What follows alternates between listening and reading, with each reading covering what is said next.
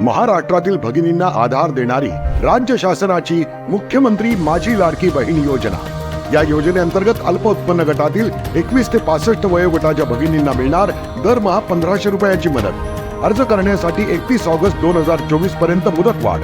कुटुंबाचं वार्षिक उत्पन्न 2.5 लाख रुपयांपेक्षा कमी असलेल्या महिला पात्र। कुटुंबाकडे पिवळं किंवा केशरी रेशन कार्ड असल्यास उत्पन्नाचा दाखला आवश्यक नाही।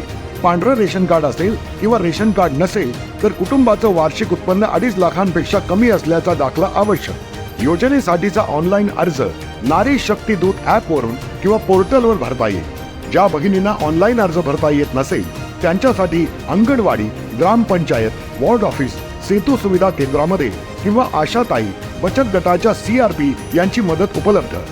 आता आपल्याला अभिमानाने म्हणता येईल, सुखी आणि सुरक्षित आहे माझी लाडकी बहीण।